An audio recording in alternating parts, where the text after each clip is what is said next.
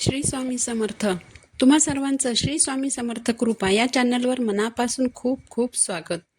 स्वामी कृपेने तुमचा आजचा दिवस शुभ जावो. स्वामी महाराज तुमच्या सर्व चांगल्या इच्छा पूर्ण करोत हीच स्वामीचरणी प्रार्थना करते आणि आजच्या व्हिडिओला सुरुवात करते. बऱ्याच जणांना एक चिंता असते, ती म्हणजे त्यांच्याकडे पैसा टिकत नाही. त्यांच्याकडे पैसा येतो, पण पैसा खर्च व्हायचे मार्ग खूप असतात. यातही अनपेक्षित खर्च खूप असतात.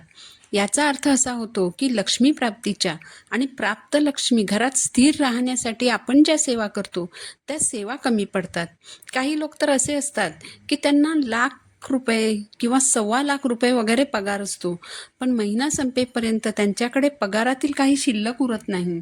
तर काही लोक असेही असतात की त्यांच्याकडे जेमतेम पगार येतो, पण ते खाऊन पिऊन सुखी असतात, समाधानी असतात. त्याच पगारातून त्यांचं सेव्हिंगही होतं आणि जे इतर हप्ते जे दर महिन्याला भरायचे असतात तेही भरले जातात. तर याचं कारण काय असेल हे आपण आजच्या व्हिडिओमध्ये जाणून घेऊया. यासाठी तुम्ही व्हिडिओ शेवटपर्यंत पहा. चॅनलवर नवीन असाल तर चॅनलला सबस्क्राईब जरूर करा. महिन्याच्या शेवटी जेव्हा आपला पगार होतो तेव्हा आपल्यापैकी 90% लोक काय करतात, तर घरी येता येताच ATMमध्ये जाऊन पैसे काढतात. पैसे काढल्यानंतर तडक घरी न येता त्या पैशातून भाजीवाल्याचे पैसे, दूधवाल्याचे पैसे, पेपरवाल्याचे पैसे असे पैसे देत देत घरी येतात. तुमच्यापासून माझ्यापर्यंत सगळ्यांच्या बाबतीत पगार झाल्यावर हे असंच घडत असतं. आपण सर्वजण असेच पैसे वाटत वाटत घरी येतो. पगार झाला की आपल्या डोक्यात हेच चक्र सुरू होतं की कुणाकुणाची देणी द्यायची बाकी आहेत.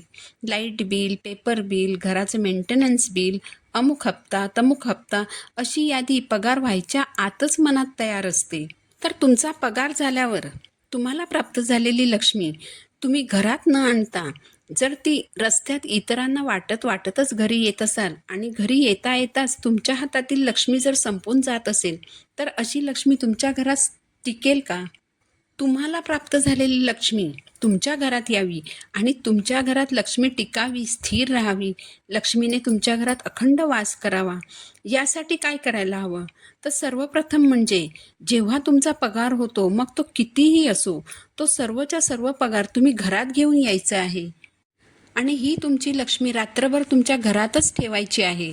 म्हणजे तुमच्या पगारातील ₹1 खर्च न होता ही लक्ष्मी रात्रभर तुमच्या घरात राहायला हवी.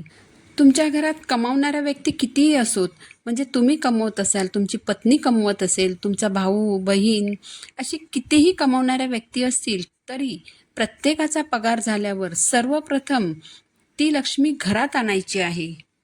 आजकाल बऱ्याच जणांचा पगार हा डायरेक्ट बँकेत जमा होतो आणि ऑनलाईन खर्च होतो. आणि एखाद्याचा पगार जर लाखात असेल तर सर्वच्या सर्व पगार काढला जात नाही. अशा वेळी काय करायचं?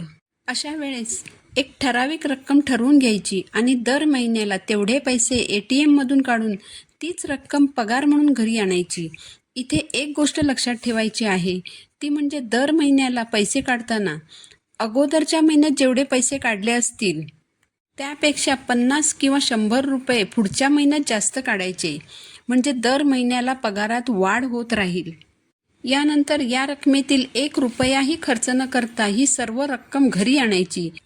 घरी आणल्यानंतर ही रक्कम एका प्लेटमध्ये ठेवायची आणि ही प्लेट देवघरात देवांसमोर ठेवायची. प्लेटमधील रकमेवर हळद कुंकू वाहायचं आणि देवाला प्रार्थना करायची की माझ्या घरातील ही लक्ष्मी चिरकाल टिकू दे, माझ्या घरात अखंड लक्ष्मी प्राप्ती होऊ दे आणि प्राप्त लक्ष्मी माझ्या घरात स्थिर राहू दे. यानंतर हे पैसे रात्रभर देवघरात देवांसमोर ठेवायचे आहेत. यानंतर आपल्याला एक सेवा करायची आहे. तर आपल्याला सेवा कोणती करायची आहे? सेवा अगदी सोपी आहे. तुम्हाला एक वेळ श्रीसूक्त फलश्रुतीसहित म्हणायचं आहे.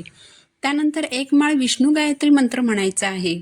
ओम नारायणाय विद्महे वासुदेवाय धीमहि तन्नो विष्णू प्रचोदयात. जर तुम्हाला एक माळ जप करण्या इतका वेळ नसेल तर तुम्ही 16 वेळा हा मंत्र म्हणू शकता.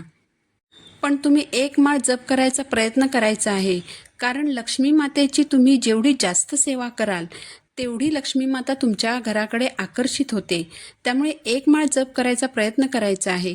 जर नाहीच जमलं तर 16 वेळा हा मंत्र म्हणायचा आहे. यानंतर 16 वेळा लक्ष्मी गायत्री मंत्र म्हणायचा आहे. ओम महालक्ष्मी च विद्महे विष्णुपत्नी च धीमहि तन्नो लक्ष्मी प्रचोदयात. 16 वेळा नवार्णव मंत्र म्हणायचा आहे. ओम ऐं ह्रीं क्लीं चामुंडाय विच्चे आणि त्यानंतर एक माळ श्री स्वामी समर्थ या मंत्राचा जप करायचा आहे. या मंत्राचा पूर्ण एक माळ जप करायचा आहे. लक्ष्मी प्राप्तीसाठी आणि लक्ष्मी घरात स्थिर राहण्यासाठी ही एक खूप खूप खूप प्रभावी सेवा आहे. न चुकता प्रत्येक महिन्यात पगार झाल्यावर ही सेवा तुम्ही करायची आहे. ही सेवा तुम्ही करून बघा किती फरक पडतो. आता एखाद्याचा जर छोटा मोठा उद्योग असेल, अगदी वडापावची गादी असेल किंवा किराणा मालाचं दुकान असेल, बुटीक असेल किंवा पार्लर असेल, तर त्यांनी काय करायचं? त्यांनी दर दिवशी एक ठराविक रक्कम बाजूला काढायची. महिनाभर ते पैसे साठवून महिन्याच्या शेवटी पगार म्हणून ती रक्कम देवासमोर ठेवायची आणि त्यावर सेवा करायच्या. सेवा करून झाल्यावर दुसऱ्या दिवशी या पैशातील अगदी थोडेसे पैसे देवीच्या नावाने बाजूला काढायचे आहेत. आता किती पैसे काढायचे? तर ही रक्कम तुम्ही तुमच्या मर्जीनुसार ठरवायची आहे. म्हणजे तुम्ही 10 रुपये बाजूला काढू शकता किंवा 50 रुपयेही बाजूला काढू शकता. हे पैसे देवीच्या नावाने एखाद्या डब्यात तुम्हाला जमा करायचे आहेत. या पैशांचं काय करायचं?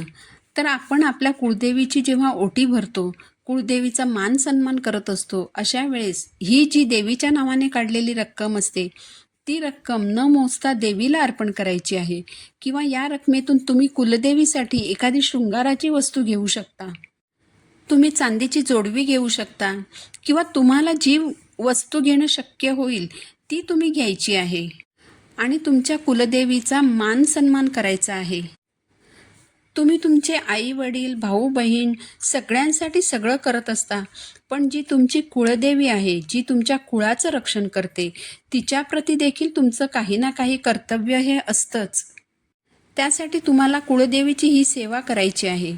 लक्ष्मीने आपल्या घरात अखंड निवास करावा यासाठी ही सेवा खूप खूप खूप प्रभावी आहे.